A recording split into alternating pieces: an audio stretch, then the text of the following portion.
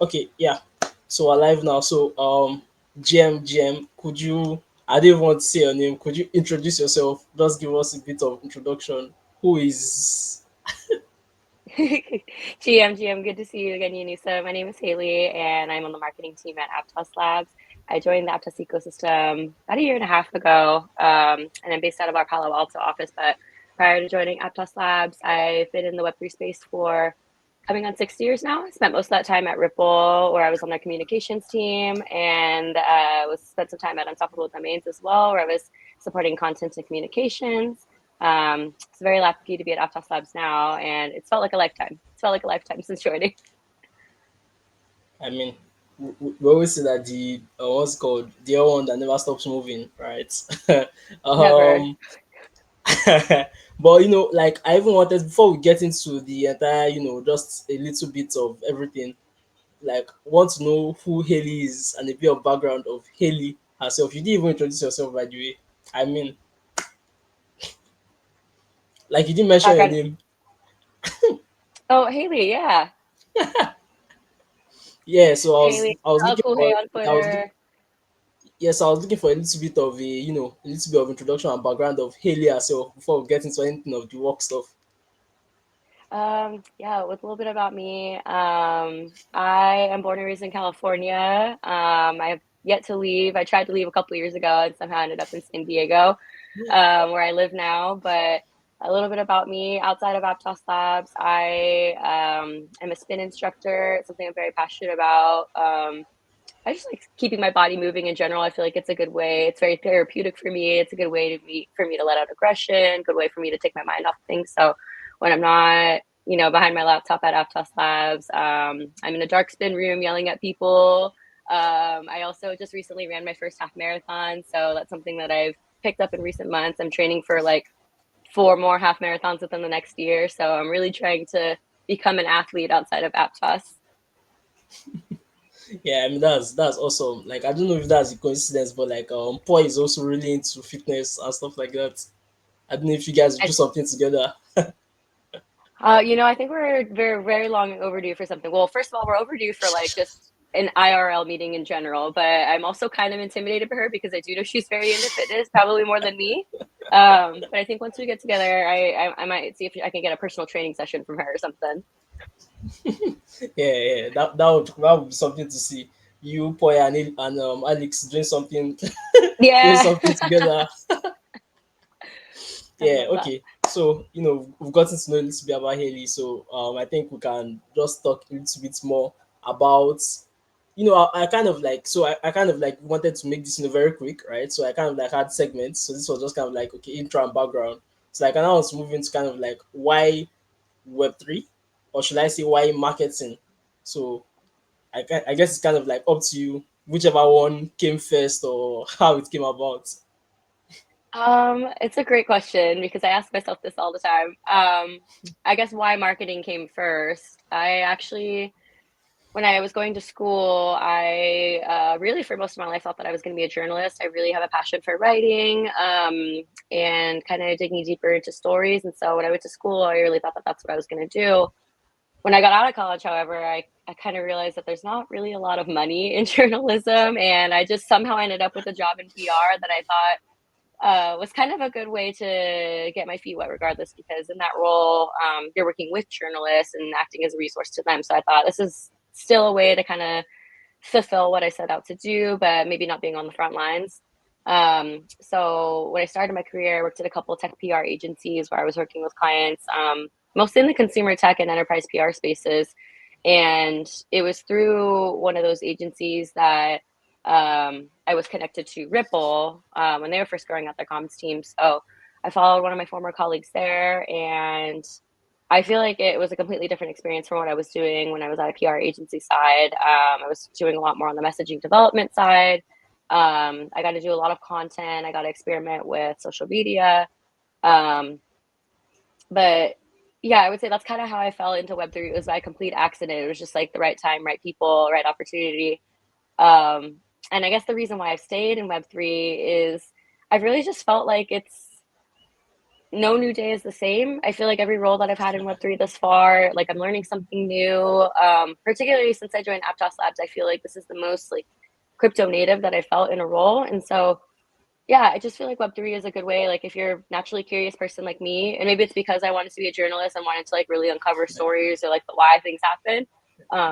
I don't know. I just feel like it's always an interesting day. So I like it just because I'm not smart by any means. I still have a lot to learn about crypto, even though I've been in the space for years. But I feel like I'm surrounded by people who just love to yap and love to like help me feel smarter. I like to pretend I'm being smart. I learn something new every day. So I guess that's why I've stayed. Awesome, awesome. So I guess you've told us like why Web3, and yeah, I think you kind of perfectly answered both of them. Why Web3 and why marketing, kind of blended it a little bit. So shout out to your colleague that's brought Haley to Ripple and Web3. All right, if he Totally. or she eventually watches this, yeah. So I mean, shout out to them. So kind of like the whole idea of this, right, is like what I'm like titling this series is kind of like your move story, right? How you came to move on Aptos. So yeah, let's hear that. Your move story. What's Ooh, Haley's move story?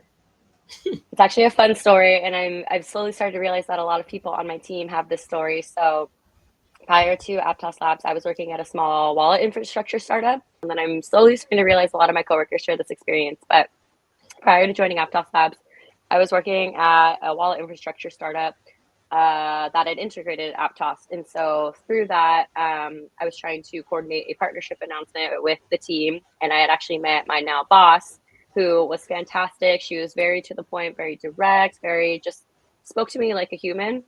And I thought, she seems like she runs a pretty good team, seems like she knows what she's talking about. And she's just somebody that I'd always kept in the back of my mind.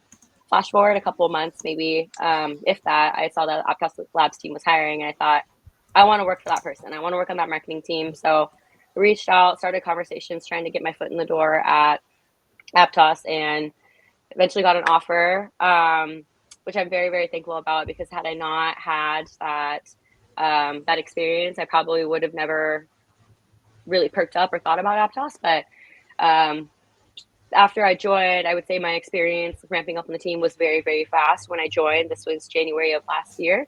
It was just a week or two before our first ever Aptos ecosystem summit. And so it was like, hey, you have a week of onboarding, and then just hang around, because we're going to be inviting 30 plus teams that are building on Aptos in person to have office hours with Aptos Labs team.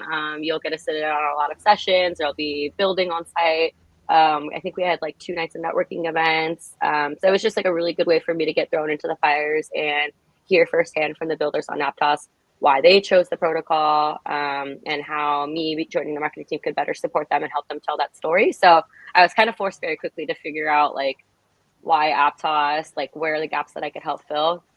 And since then, I feel like my role has evolved quite a bit, in huge part to the Aptos ecosystem and community members like yourself, because I'm hearing firsthand like things that are working well, the things that they really care about, the ways that we could better tell stories and support them. And so I feel like it's really been a whirlwind. And going back to what I was saying before, like I truly don't feel like there's been one day like the other at Aptos Lab. I'm learning something new.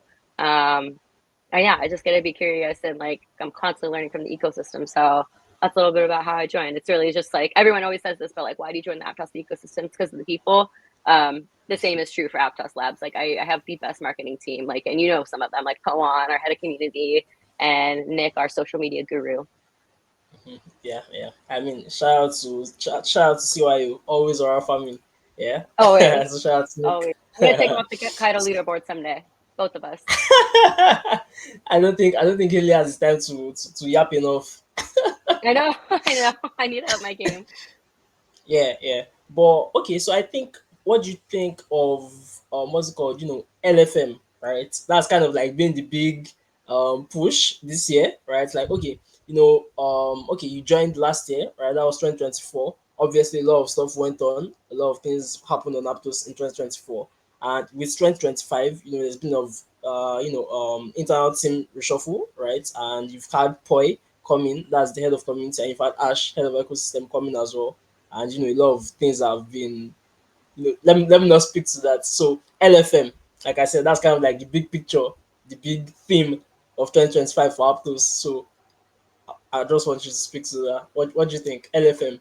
How did the whole thing come about? And I don't know. Is it? Did you kind of like have a hand in it? The kind of like marketing aspect of it. That, oh, LFM. That's the mood board for Aptos for 2025. LFM. Wait, I love how you described it. Yeah, LFM is the mood board for, yeah, I guess aptos in 2025, but I feel like it's something that you like heard in the ecosystem before. So something that I think people could easily rally behind and get excited about. And that's kind of the impetus for LFM, right? Like the purpose of the program is supposed to be the premier TG support track for projects preparing for their token launches. And so with that, requires generating a lot of hype and excitement for these big marquee events. And I guess that's kind of you said it so well. Like that is the mood board of what we're setting out to do with the LFM program is we're really trying to get projects one excited about working with Aptos Foundation and feeling supported and like they're well prepared to launch their token generation events. But within the broader ecosystem, trying to get the ecosystem to rally behind these projects and really show up for them. So that's kind of the purpose of LFM. I would say we have, or the Aptos Foundation has announced 5 projects as part of the first cohort so far. It's Amnis Finance, who already had their TG early this year. Who is it? Hyperion and Echo, who are preparing for their TGs. Aries Markets, who is the biggest protocol on Aptos by TVL, is also part of that group, as well as Pact Protocol. So 5 that we are preparing for this year. Amnesty is already out the door. I think that was really well received and people are still like rallying behind it. I think if anything, it actually helped grow the community, vice versa. But yeah. Yeah, I mean, I think you mentioned Aries as the largest Aptos protocol by TVL. I think Echo might have a hand in that. I think Echo might be shouting out that they might be overtaking, but anyway, let's It leave keeps that. coming. But yeah, I mean, iron sharpens iron. Yeah, so like, I mean, it's always great. It's great to have it. Like, I mean, everybody has seen the energy that Hyperion has brought, how they've been moving, right? If everybody was moving like Hyperion, then I mean, then the entire space would be quite something. Yeah. I think I wanted to kind of like get your view, right? What you think on like going forward. What's like you mentioned Amy's, right? So the Amy's campaign was like really nice, and TJ has gone well. And like recently, I think this week they were still able to hit a new all time high, right, for Amy, the Amy token, which is Yeah. really nice. It's not like, oh, do a TG and usually it's kind of thing that, oh, you dump and move on and we just move on to the next thing. But yeah, it's really nice to see that they're trying to add some utility and stuff to it, and it's still doing well, right? So that's a really good uh use case or good banner boy for the LFM program, right? That's Amos Finance, yeah. And Hyperion definitely, is the most hype thing ever at this point. They're way too Hyperion is fast. I don't know how they do it. is the most hype thing ever at this point, right? But so like, what do you think going forward? Like, what's looking at the Eminis playbook and going forward for the LFM program and you generally and like the marketing on Aptos? What do you think is the what is the ideal scenario that you see going forward for like marketing on Aptos generally? I think how we're thinking about LFM is it could potentially grow to be something much bigger than just supporting projects that are preparing for TG. I think as we the Aptos Foundation is kind of thinking through how we can best support projects where we're realizing that there's a lot that goes into it. And I think a lot of that support comes even before you get to the token generation stage. And so I think later this year, you'll start to see some improvements or expansions upon the LFM program as we know it today. That's really designed to help projects even before they get to the TGE preparation stage. As it relates to markets, I don't know. I feel like I'm going to give a bad answer because I don't know. I've been in the space for 5, coming on 6 years now, and so I feel like I'm not pessimistic, but I feel like I just like have a very realistic view of like how markets look, and that's just that they're truly so unpredictable. It booms and busts, like it's bull, it's bear, and so I really feel like it is unpredictable right now. Right now, personally don't think the markets are great, but that could change tomorrow, right? Like something could happen, anything could literally happen, and who knows? We could be living in a different reality. And so I just feel like I can't really ever trust the markets or predict what's going to happen. I know it's a horrible answer to say, but yeah, I just like I've really come to learn you can't trust anything really when it comes to like trying to predict the markets. Yeah, fair enough, fair enough. So I think that comes to the best kind of advice that people would usually give, right? So like irrespective of the market, the best investment is, not it's never any token, right? It's always in yourself, right? That kind of thing. So how best, like, while hearing from Haley right now, how can people make their move on Aptos, generally speaking, in all aspects? You've, like, she has shared her own move story with you, right? How she made her move on Aptos, yeah. But like, generally speaking, I just wanted to, like, kind of like speak to it and give kind of like your own thoughts on, generally, on how people can make their move on Aptos irrespective of the markets, as you said, yeah. So Yeah. let's see. Let's see. I think for me, since my role has evolved, I have got the opportunity to be a lot more front facing or have more opportunities to interact with members of the Aptos community, folks like yourself, working with Aptos Collective. And I think since kind of closing that gap, um, I honestly feel like I trust the opinion of the community more than anyone else. And so I would say if anybody's new to the Aptos ecosystem, like definitely follow the Aptos Collective and hear what they're saying, rally behind what they're saying, because those are the guys that are on the front lines, right? I would say like get on the community side, use them at your disposal to one, like learn from them, like who are the OG projects that you should be interacting with, but two, like use them to kind of soft sound like how you're talking about your project or your idea, because if those guys can get it, like anyone else will get it. They'll be like of the utmost importance in helping you tell your story across the entire Aptos ecosystem. So I would say try to get locked in with the community early. I would also say like there are a ton of amazing builders and builder resources in the Aptos ecosystem, and a lot of it is very grassroots driven or people taking it upon themselves to help others within the ecosystem. Um, I personally, like, one of my good friends on Aptos is Sneha. She's on the DevRela team at Aptos Foundation, and she puts together, I don't even know how many tutorials of things that are way over my head or things that I'm like, this exists. I don't know anything about this, but she makes things very easy to understand in as short as like 2-minute videos where she'll walk through like a code sample. Makes it very easy for builders, not like me. I'm not a builder myself, but she makes it very easy for builders to understand. So I would Wow, say wow follow people builders, like wow her. builders, wow Who builders. can? Yeah. Haley is an awesome builder as well. I mean, come on, come on. I could have an What alter is the ego. I could what be is behind Aries Markets.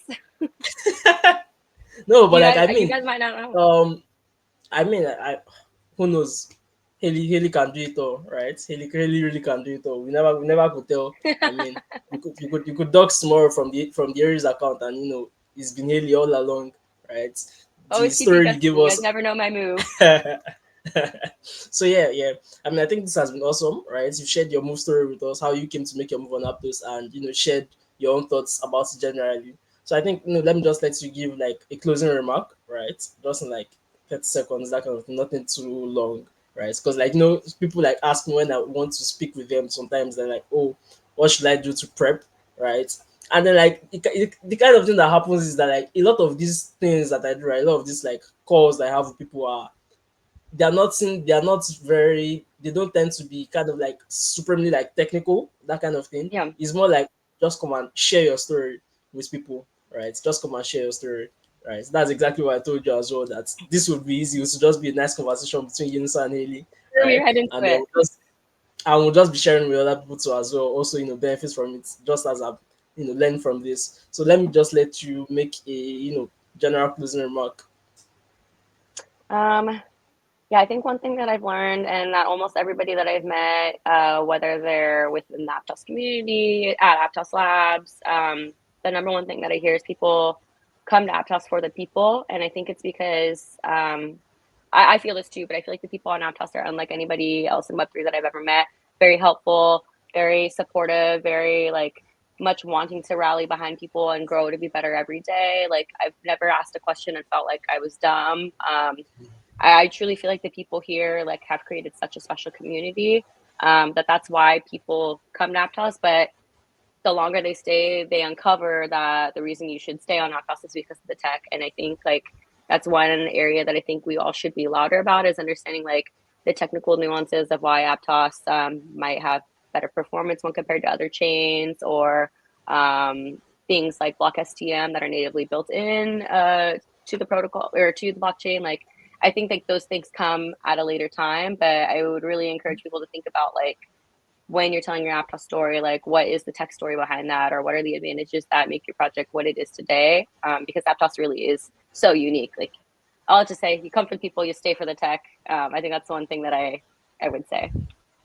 Yeah, yeah. I think that's a really good response. That's a really good response. I mean, we could lap on for like we could have made this an hour long, talk, right? And I would have enjoyed that, yeah. But I just decided that let's just kind of like make this very short, 20 minutes. I even, initially I was even saying that this was going to be 5 minutes or max to the max 15 minutes, but even at 20 minutes already. But nonetheless, thank you so much, Haley, for coming. It's been an absolute pleasure. So yeah, thank you so much for doing this. Thank you, as always, for the work that you do with the community. And thank you so much for having me. Yeah. So